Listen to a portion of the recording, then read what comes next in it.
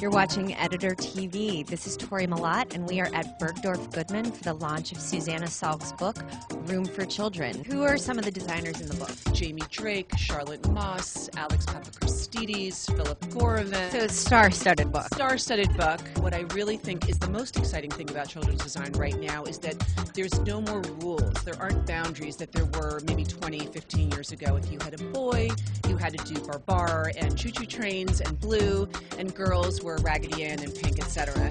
Now it's just the sky is the limit. People have gotten a lot more serious about designing children's rooms. So there's a lot more material out there, a lot more product, a lot more children's fabrics out there, a lot more children's stores. So I just think there's a lot more awareness. People didn't think about children's decor very much. It's sort of like definitely a new thing. You know what I really think is that kids, whatever your kids' rooms look should sort of seamlessly blend into the rest of your house. It seems to be that people are incorporating their children's room a little bit more into the overall design of a house. It's not something that's separate anymore, and that it does have to sort of speak the language of a house. I think that we don't give the children enough credit for knowing what they want.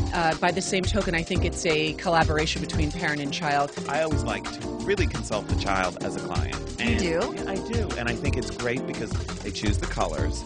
We sort of, the mothers and I work on the direction, and then we present it to them, and it's fun for them. They feel a part of the process, and of course, you know, we take it up a few notches because what a kid wants and what Mom and I want might be just a little bit different. Do you think that kids should have a say in how they decorate their room? Oh, definitely. Definitely. And why is that?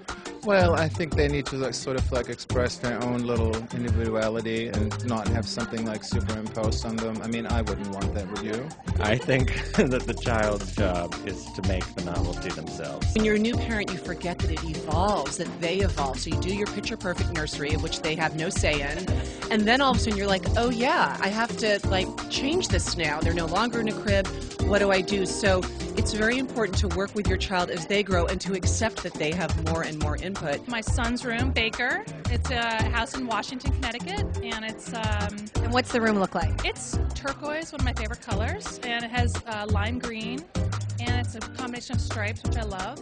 Did you decorate it that, or did Baker have anything to do with it? He had nothing to do with it. I decorated before he was born. Now tell me what Elio's bedroom looks like. You want to see? Yes, I'd love to see it. I lived in India for 6 months, so this was my bedroom outside of Udaipur. So that's a photograph? Yeah, and then we had it blown up and printed on canvas. It's such a beautiful book, really. The whole thing is so well done, and it's such an amazing resource. I think Susanna did such a great job on the book. It's so great. She did, it's beautiful. There's nothing out there like it. This is Tori Malat with Editor TV, signing off from Bergdorf Goodman, where we celebrated Susanna Salk's book launch, Room for Children. See you next time.